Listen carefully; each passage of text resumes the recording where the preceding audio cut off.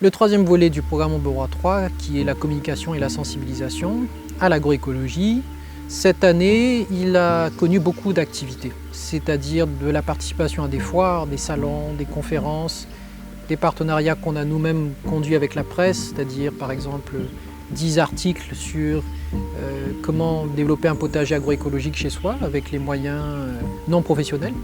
Et là, c'est l'équipe du Vélo Vert qui a écrit article par article les exemples, les bonnes questions à se poser à l'échelle d'un individu finalement, pour ses propres besoins. On a aussi produit un certain nombre de plaidoyers, c'est-à-dire qu'effectivement l'agroécologie, c'est aussi des prises de décision du secteur public à un moment donné.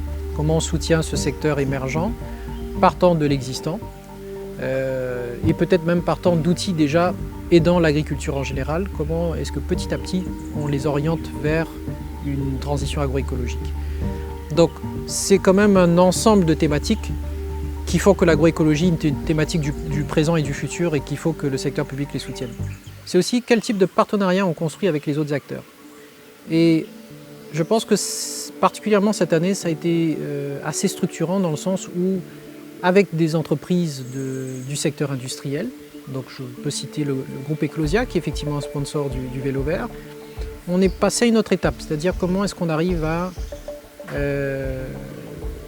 structurer en fait la filière agroécologique, c'est-à-dire comment on crée l'environnement viable pour que les producteurs demain aient des solutions de l'amont, c'est-à-dire la connaissance des pratiques, la reconnaissance de ces bonnes pratiques, donc un aspect de label par le Vélo Vert, et l'aide à la vente, la commercialisation.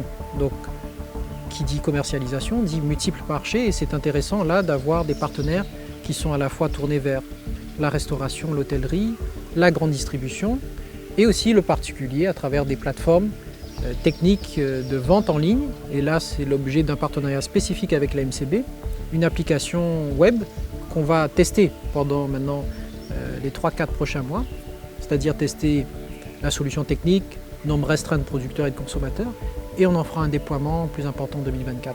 La deuxième année du projet était très intéressante parce qu'au niveau de la ferme, du coup, on a pu vraiment mettre plein de choses en place et voir les choses évoluer très rapidement, etc. Donc ça se passe bien. Pour la formation, du coup, cette année, on a pu faire le programme complet. Et donc l'année prochaine, on refera ce programme plusieurs fois pour différents groupes. Et l'avantage, c'est qu'on va pouvoir l'améliorer. Maintenant qu'on a des parcelles qui sont vraiment fonctionnelles, etc., les prochains groupes de formation auront l'occasion d'être beaucoup plus sur le terrain et de faire beaucoup plus de pratiques.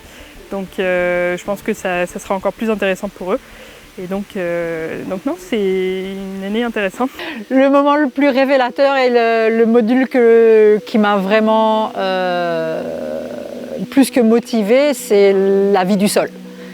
Voilà, la partie sur la vie du sol qu'on a eu effectivement avec un formateur de Formatera, de comprendre l'écosystème entre ce qu'il y a en haut et ce qu'il y a en dessous, et que nous, l'homme, on est là, tout petit au milieu, on fait partie de l'écosystème, mais on n'est pas supérieur, on n'a pas la main dessus, on n'est pas au-dessus, on en fait partie.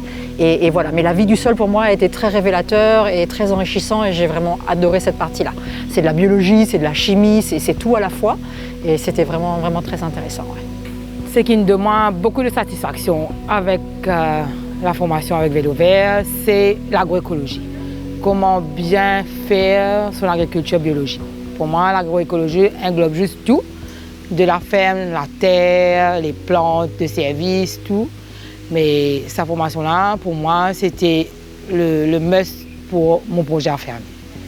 Ce que j'ai appris, la vie dans la terre, comment y remédier, parce que il faut pas comme si beaucoup de travail pour refaire vivre la terre en agriculture biologique. Et en tant que rendement aussi, avec le temps, c'est plus sain et c'est beaucoup plus dans l'agriculture biologique que conventionnelle. Et c'est plus sain aussi pour notre santé. Et ça m'a émerveillée pour ce projet-là. Les premières affaires qui m'ont fait apprendre dans la cour, là, c'est beaucoup l'idée qui me tient, non? On trouvait une fausse, donc une éclaircie dans l'idée. C'est essentiellement pour ma famille, autoconsommation. Mais ce qui nous fait faire aujourd'hui, le côté coût et comment on calcule le coût, Bon, ça fait nous ouvrir un peu plus l'idée qui nous cavale beaucoup plus loin qui nous a fait autosuffisance. Quand on m'a proposé la formation concernant l'agroécologie, j'ai dit pourquoi pas, parce que c'est relié au projet de l'ANCB.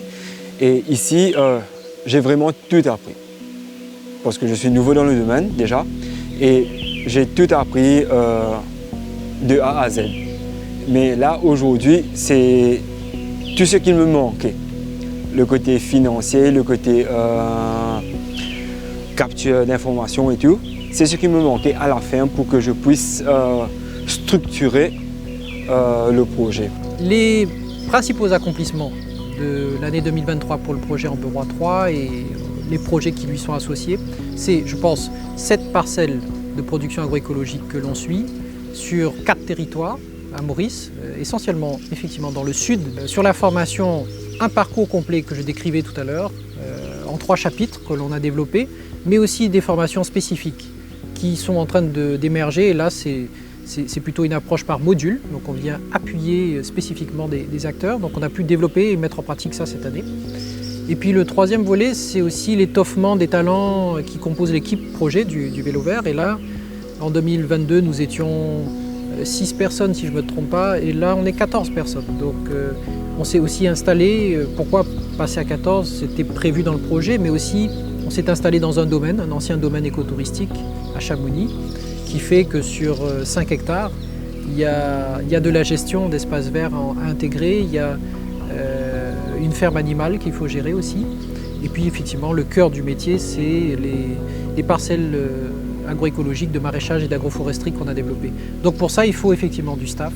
Donc on a maintenant une équipe qui compte de farmers, de laboureurs, une coordination de projet, un agronome technicien, une botaniste, un secrétariat comptable aussi, une communication et puis moi-même à l'animation. Donc on a étoffé le dispositif pour qu'on puisse répondre à toutes les sollicitations.